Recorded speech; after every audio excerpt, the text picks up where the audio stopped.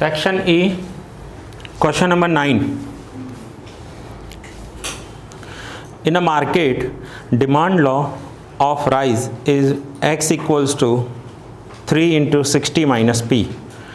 Find the demand for maximum revenue. Also find the price and revenue for that demand. अब यहाँ पर देखो हमें रेवेन्यू चाहिए. रेवेन्यू क्या होता है? R equals to demand into price.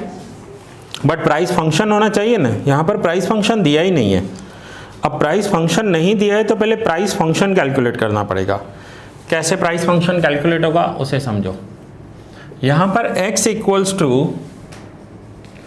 3 into 60 minus P दिया हुआ है. हमें बाहर p चाहिए क्योंकि रेवेन्यू में क्या करते हैं हम x इंटू पी करते हैं, p की वैल्यू रखते हैं. अब यहाँ पर p तो है नहीं, सो p को बाहर लेना होगा. सो p को बाहर लेने के लिए क्या करेंगे, पहले ये 3x के डिवाइड में ले लेते हैं. So x divide by 3 is equals to 60 minus p. अब मुझे p चाहिए बाहर, तो p को लेफ्ट हैंड साइड ले रहा हूँ. सो p इज इक्वल्स टू 60 और ये x upon 3 right hand side minus हो जाएंगे, माइनस x बाई 3. तो ये हमने प्राइस फंक्शन कैलकुलेट कर लिया पहले. अब प्राइस फंक्शन कैलकुलेट करने के बाद हमें रेवेन्यू फंक्शन कैलकुलेट करना है, जहाँ पर रेवेन्यू फंक्शन होता है demand into price. So demand x और प्राइस की जगह पर हम ये रखेंगे 60 माइनस एक्स डिवाइड बाई 3. ये पहला सम ऐसा है जिसमें x इक्वल्स टू दिया हुआ है. नहीं तो अभी तक के जितने भी सम्स आए हैं ना, उसमें या तो आपको डायरेक्ट रेवेन्यू फंक्शन दे देते हैं या तो फिर क्या हुआ p फंक्शन दिया होगा, प्राइस फंक्शन दिया होगा. ये पहला ऐसा सम है जिसमें x दिया हुआ है. तो पहले तो p कैलकुलेट करो, p के बाद रेवेन्यू कैलकुलेट करो. Revenue equals to demand into price. So revenue क्या हो जाएगा 60 into X 60x minus x into X X square divide by. अब ये हो गया हमारा रेवेन्यू फंक्शन. अब हमारा सम स्टार्ट होगा रेवेन्यू फंक्शन के बाद. अब क्या करना है हमें, derivative. Derivative equals to 0, x की वैल्यू मिलेगी, डबल डेरिवेटिव. चलो कंटिन्यू करो आगे.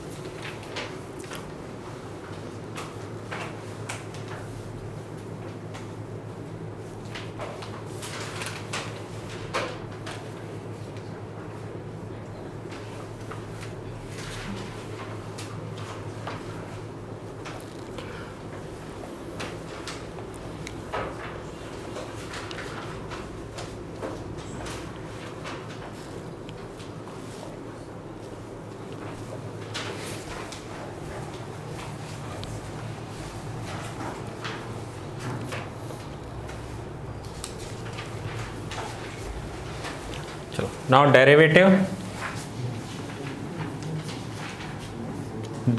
of revenue with respect to x. 60x का डेरिवेटिव हो जाएगा 60 माइनस एक्स स्क्वायर का derivative 2x divide by 3. Now derivative किया, then derivative equals to 0. So dr divide by dx equals to 0. Taking dr by dx equals to 0 for stationary values.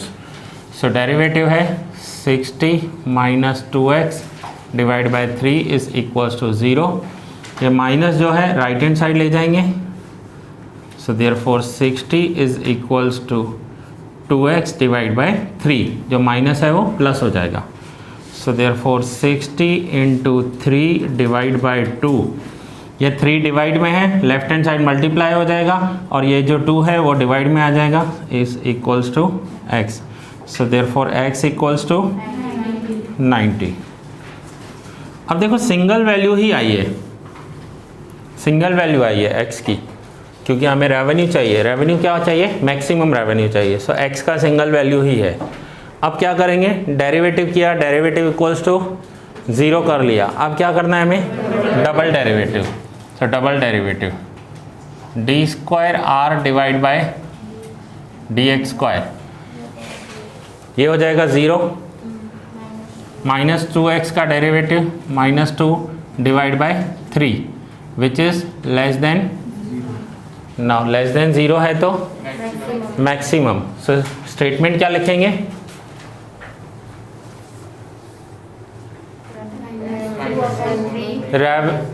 हाँ, at x equals to 90 revenue is maximum, ऐसा लिखेंगे. At x equals to 90 revenue is maximum. अब question में क्या पूछा हुआ है? Also find the price for maximum revenue. And first line में पूछा है इन्होंने also find the price and revenue for the demand. Price और रेवेन्यू दोनों ही पूछे हैं. तो यहाँ पर आपको रेवेन्यू भी फाइंड करना है एंड प्राइस भी फाइंड करना है. रेवेन्यू में वैल्यू रखकर बताओ मुझे, x की वैल्यू रेवेन्यू में रखकर बताओ क्या आंसर आ रहा है? 2700. रेवेन्यू फंक्शन में x की वैल्यू रखो.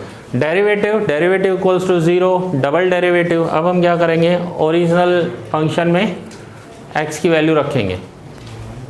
हमें मैक्सिमम रेवेन्यू चाहिए ना, रेवेन्यू क्वेश्चन में पूछा हुआ है. रेवेन्यू के लिए क्या चाहिए? x की वैल्यू हमें ओरिजिनल फंक्शन में रखनी है, रेवेन्यू के फंक्शन में.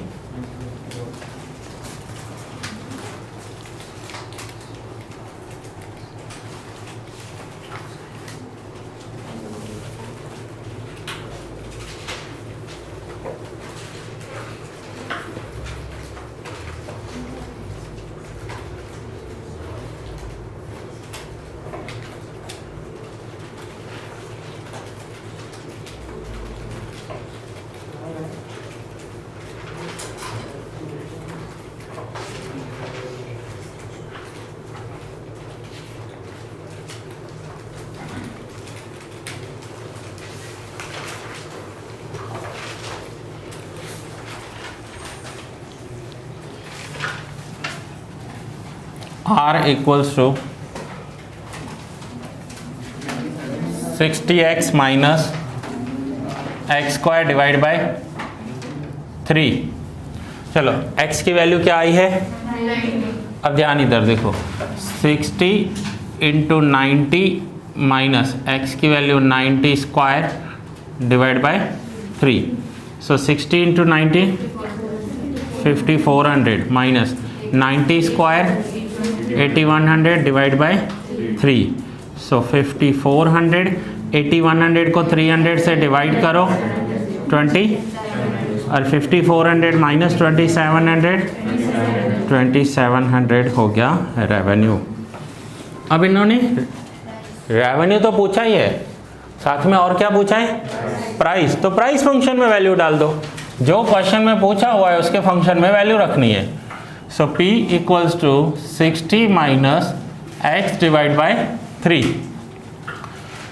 सो 60 माइनस x की value 90. So 90 divide by 3. So 60 minus 90 divide by 3 30 and 60 minus 30. अब एक बार चेक करने के लिए, सिर्फ चेक करने के लिए कि हमारा पूरा सम राइट है या नहीं, हम क्या करेंगे? हमारे पास प्राइस की वैल्यू आई है, प्राइस आ गया, एक्स का वैल्यू आ गया। सो एक बार चेक करके देखें रेवेन्यू को। So revenue equals to demand into price. Demand कितना है 90 इंटू प्राइस कितना है, देखो क्या आ रहा है, दैट मीन्स हमारा पूरा सम राइट है, क्योंकि प्राइस भी करेक्ट है, डिमांड की वैल्यू भी करेक्ट है, ये तभी तो रेवेन्यू मैच हो रहा है ना हमारा, नहीं तो रेवेन्यू मैच कैसे हो जाता। ठीक है, एक बार तो रेवेन्यू के फंक्शन में हमने लिखा है, तब जाकर हमें 2700 मिला, और यहाँ पर सीधा डिमांड और प्राइस को मल्टीप्लाई किया, इसका मतलब हमने पूरा सम करेक्ट किया है। सो ये पहला सम है जिसमें आपको x इक्वल्स टू दिया हुआ है, जिसकी जगह आपको p इक्वल्स टू में कन्वर्ट करना है और फिर पूरा सम करना है आपको।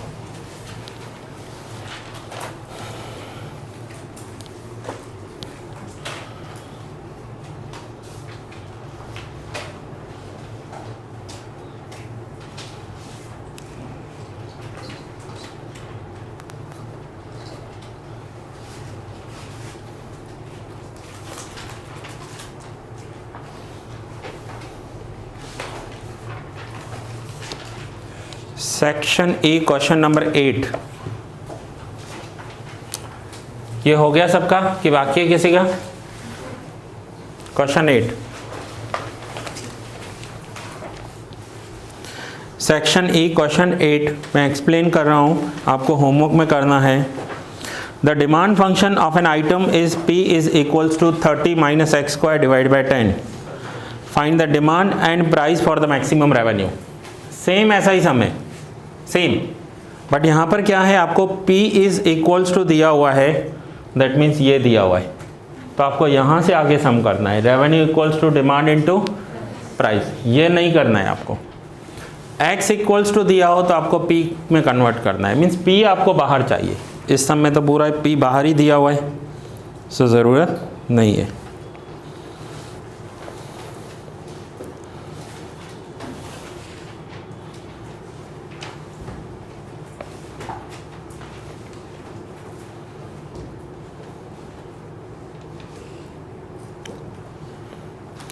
अब रेवेन्यू, हर बिजनेस को रेवेन्यू मैक्सिमम चाहिए होता है। रेवेन्यू क्या होता है? Income, sales. रेवेन्यू क्या होता है? सेल। सेल हर एक को मैक्सिमम चाहिए, लेकिन जब कॉस्ट की बात आती है तो मिनिमम चाहिए। सो अगर यही कोई कॉस्ट का क्वेश्चन आ गया तो हमें कॉस्ट मिनिमम हो ऐसा सम करना होगा। क्वेश्चन नंबर 5 करते हैं, section A question number 5 minimum cost के लिए।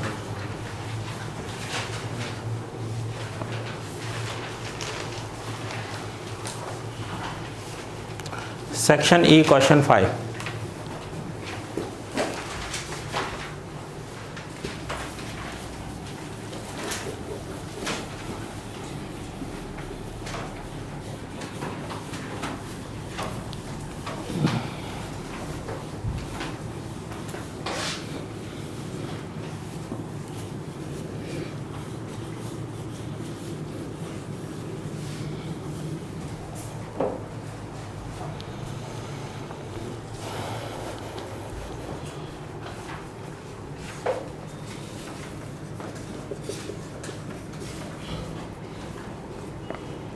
In a factory, production cost per 100 tons of steel is, so cost function है 1 divided by 10 x cube minus 4x square plus 50x plus 300।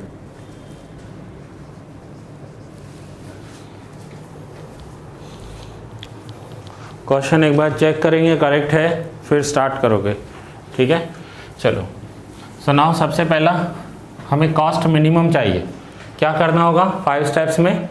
Cost का derivative, derivative of cost with respect to X. क्या होगा इसका derivative? X cube का 3x square divide by 10 same, minus 4x square के लिए minus 8x plus 50, x का derivative 1 और 300 का 0। नाउ डेरिवेटिव इक्वल्स टू 0 लेना है हमें, सो ये हो गया derivative. Next step is derivative of cost with respect to X is equals to 0। So derivative की जगह पर 3x² divide by 10 minus 8x plus 50 is equals to 0। अब ये 10 सिर्फ इसके डिवाइड में है, सो 10 को एलसीएम ले लें तो 3x² minus 10 into 8 80x plus 10 into 50 500 is equals to, अब ये 10 मल्टीप्लाई हो जाएगा 0 के साथ। सो 10 को 0 के साथ मल्टीप्लाई करेंगे तो 3x² minus 80x plus 500 is equals to 0 into 10। So हमारे पास वैल्यू क्या बची, 3x² minus 80x plus 500 is equals to 0। अब हमें इसके फैक्टर्स निकालने हैं। सो फैक्टर्स कैसे निकलते हैं वो समझो। पहले आपको इन दोनों को मल्टीप्लाई करना है। 3x² into 500, 3x² into 500। सो ये आंसर हो जाएगा 1500x²। ठीक है। अब आपको मिडिल टर्म को ऐसे स्प्लिट करना है, उसके ऐसे दो नंबर चाहिए कि अगर मैं उन्हें प्लस माइनस करूं तो -80 हो जाए, और अगर मैं उन्हें मल्टीप्लाई करूं तो 1500 आंसर आ जाए। तो कौन से होंगे दो टर्म, 3x²। अब देखो यहाँ पर मैं लिख रहा हूँ, एक लिख रहा हूँ 50x और दूसरा 30x, और दोनों ही माइनस के। So minus minus plus 50 into 30 1500, x into x. So कौन से दो होंगे यहाँ पर नंबर, एक 30 और दूसरा 50। So -30x minus 50x plus 500 is equals to, अब -30 माइनस 50 कितना हो गया, -80, और -50 -30 को मल्टीप्लाई करो तो that means first and last term का मल्टीप्लाई होना चाहिए वो ऐसे। नाउ इन दोनों में से कॉमन क्या निकलेगा, 3x। सो x माइनस 10, और इन दोनों में से -50, x माइनस बार कॉमन आ रहा है तो -10 equals to 0। So x minus 10, 3x minus 50 is equals to 0। So x minus 10 is equals to 0, और 3x minus 50, so x equals to 10, और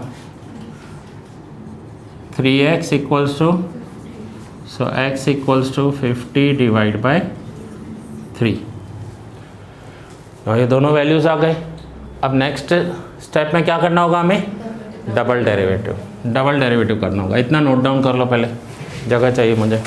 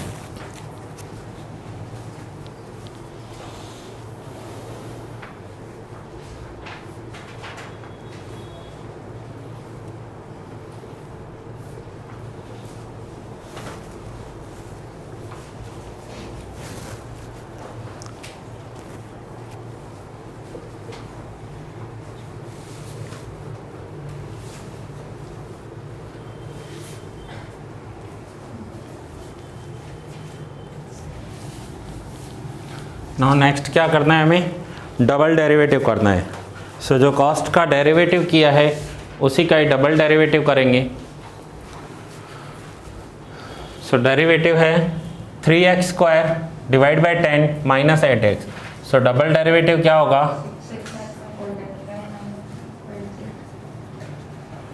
d² divide by dx²। So 6x divide by 10 minus 8। अब ये double derivative तो हो गया। अब double derivative में हम x की वैल्यू रखेंगे तो हमें पता चलेगा कि कौन सी x की वैल्यू पर हमारा कॉस्ट मिनिमम आ रहा है। So when x equals to 10, अगर हम x की वैल्यू 10 ले रहे हैं तो 6 x की जगह पर 10 डिवाइड बाई 10 माइनस 8। 10 कैंसिल हो जाए तो 6 minus 8 minus 2 which is less than 0। So less than 0 है तो मैक्सिमम कॉस्ट हो जाएगा। अगर हमने 10 यूनिट्स का प्रोडक्शन किया तो हमारा कॉस्ट मैक्सिमम हो जाएगा। सो यहाँ पर क्या लिखेंगे, when x equals to 10, when x equals to 10 cost is maximum. And now when x equals to, दूसरी x की वैल्यू क्या आई है 50/3। अब कॉस्ट मिनिमम है तो ये क्या आना चाहिए, 50/3 क्या आना चाहिए, यहाँ पर लेस देन 0 था तो ये मोर देन 0 आना चाहिए, तभी जाकर कॉस्ट मिनिमम होगी ना। हमें मिनिमम कॉस्ट करने के लिए कंडीशन क्या है कि डबल डेरिवेटिव ग्रेटर देन 0 है तो मिनिमम फंक्शन है और लेस देन 0 है तो मैक्सिमम फंक्शन है। सो इसी फंक्शन में x की वैल्यू 50/3 लेकर देखते हैं। सो 6 x की जगह पर 50 divide by 3 divide by 10 minus 8। So 50 into 6 करो सीधा, 50 into 6 300 divide by 3 100 divide by 10 minus 8। 100 by 10 10 minus 8 2 is greater than, तो यहाँ पर स्टेटमेंट क्या लिखोगे, when x equals to 50/3 cost is minimum. So 50/3 हमारा आंसर होगा। देखो पीछे, व्हेन प्रोडक्शन इज 50/3, 50/3 क्या है, ये 100 टन्स में है, स्टील का प्रोडक्शन कर रहे हैं। So when the production is 50/3 our cost is minimum, cost हमारा मिनिमम। लेकिन अगर 10 प्रोडक्शन किया 100 टन्स तो हमारा कॉस्ट क्या हो जाएगा, मैक्सिमम हो जाएगा। क्लियर, अब नोट डाउन करूँ।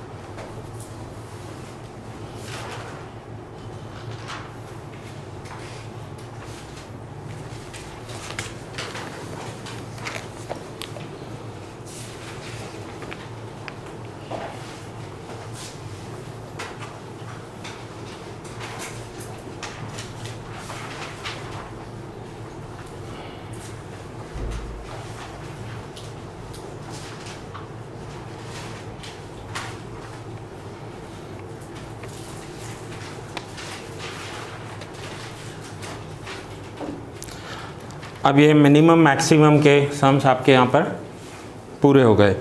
आगे कुछ फ्यू पॉइंट्स बाकी हैं, अब हम वो कवर करेंगे एंड ऑलमोस्ट आपका चैप्टर पूरा होने को है। थोड़ा सा लेंदी था ये चैप्टर, बट सारे पॉइंट्स हमने अच्छे से किए।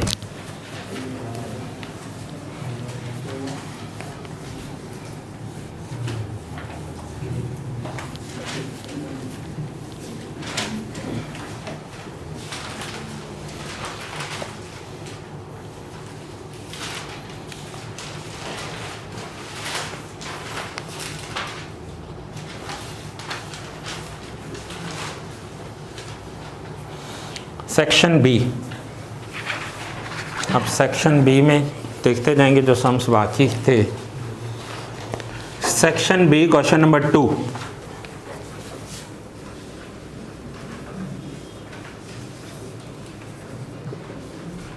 Section B question 2, find f dash x for the function fx equals to 50 if fx equals to 50 f dash x calculate करना है। क्या होगा f dash x? 0। यस 0, इतना ही सम है ये।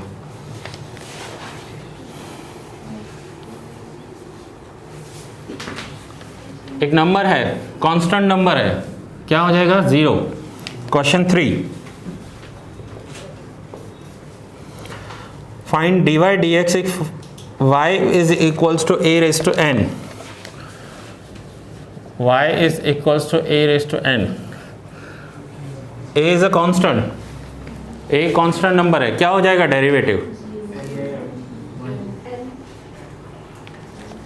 दो आंसर आए, एक 0 आया है, एक 1 आया है। देखो a कांस्टेंट नंबर है, सपोज करो वो 5 है, और n क्या होता है? n कोई भी नंबर होगा, पावर होगा उसका, फिफ्थ का फिफ्थ पावर, फिफ्थ का स्क्वायर, फिफ्थ का क्यूब। अब मुझे बताओ डेरिवेटिव क्या होगा? सपोज करो कि ये a जो है ना, ये एक नंबर है, कांस्टेंट नंबर है 5, ठीक है, और उसका पावर जो है वो स्क्वायर है। सो 5 स्क्वायर क्या हो जाएगा? अब 25 का डेरिवेटिव बताओ मुझे क्या होगा? 0। So if a is constant then dy dx is equals to, किसी भी नंबर का डेरिवेटिव विदाउट x तो हो ही नहीं सकता, उसके साथ x तो होना चाहिए। ओनली नंबर है, जैसे यहाँ पर ओनली नंबर था, ठीक है, यहाँ भी तो वही है ना। नंबर का कोई भी पावर हो, चाहे कोई भी नंबर हो, ये तो मैंने एग्जांपल दिया आपको 5, चलो 5 की जगह पर 2 है, और 2 का थर्ड पावर है, 2 क्यूब है, 2 क्यूब क्या होगा? 8 का डेरिवेटिव, सो dy dx क्या हो जाएगा? 0। x है ही नहीं यहाँ पर।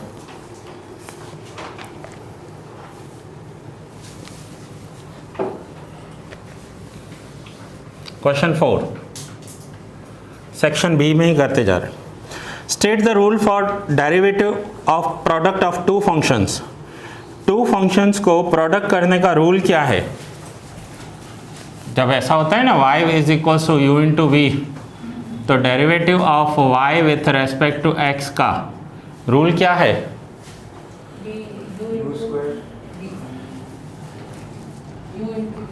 u into derivative of v plus v into derivative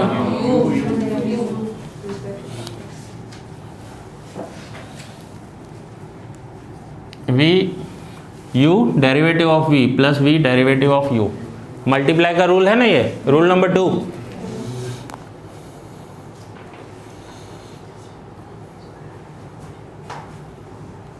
seventh, what are the stationary points of a function? Seventh, section B question 7, what are the stationary points of the function? Maximum और minimum value लिख दो वहाँ पर, maximum और minimum value.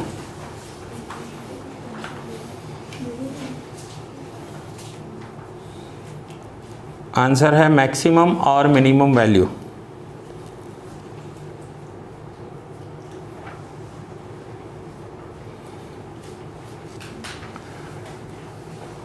कुछ doubt तो hand raise करते रहना। What is the marginal revenue? Marginal revenue क्या है? Derivative of revenue. Yes, derivative of revenue is marginal revenue. अगर मुझे रेवेन्यू का कोई भी फंक्शन दिया हुआ हो, मुझे इसका मार्जिनल रेवेन्यू चाहिए। So marginal revenue is equals to derivative of revenue with respect to x. ये आंसर है।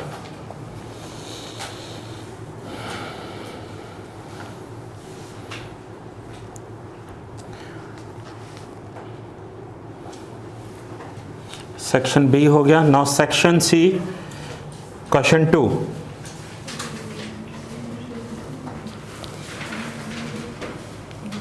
Section C, question number 2।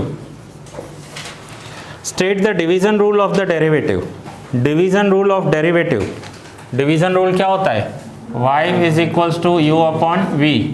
So derivative of y with respect to x is equals to v derivative of u minus u derivative of v divide by v square. That's it.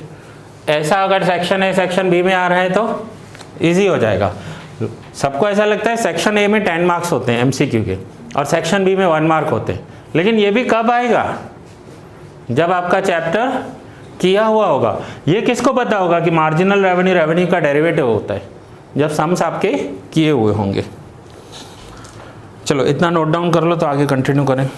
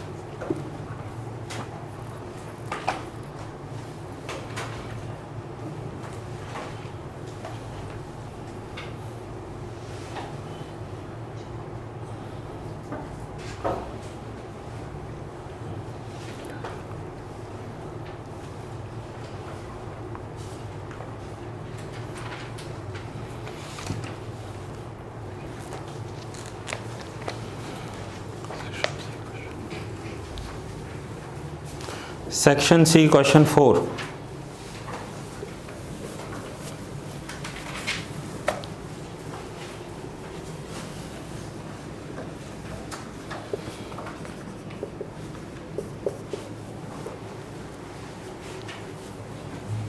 किसी का बाकी है?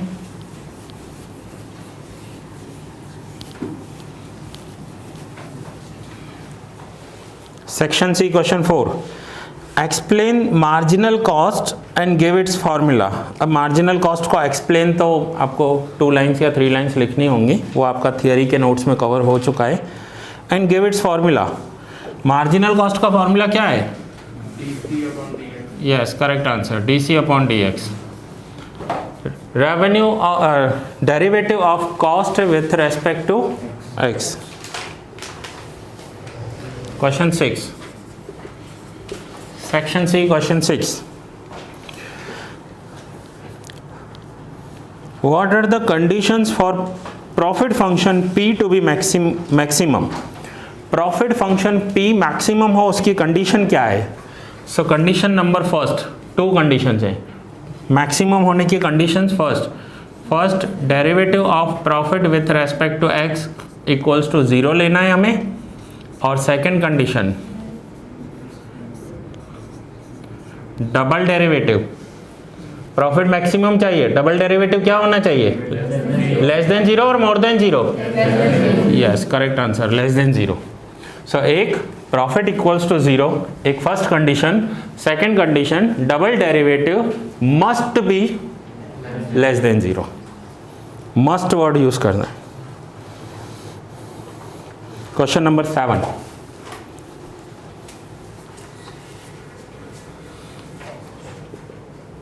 Same section C, question 7। अब इसका ही opposite पूछा हुआ है। State the conditions for production cost function C to be minimum. C minimum हो उसकी कंडीशंस क्या होंगी? अब ये प्रॉफिट मैक्सिमम की कंडीशंस है और C मिनिमम की कंडीशंस चाहिए। So first derivative of cost with respect to x is equals to 0 and second condition t square C divide by dx square greater than zero, yes. अगर greater than zero है तो cost जो है वो minimum हो जाएगा।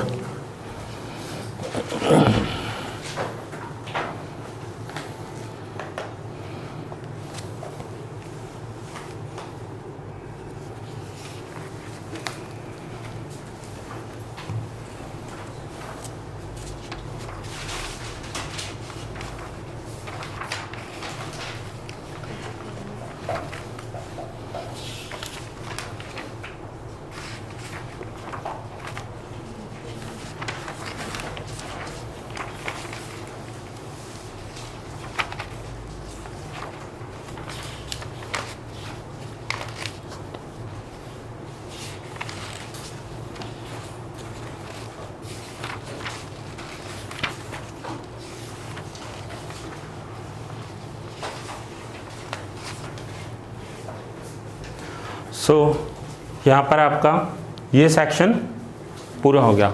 Note down कर लीजिए। इस लेक्चर को यहाँ पर ही पूरा कर रहा हूँ, नेक्स्ट लेक्चर में हम कंटिन्यू करेंगे।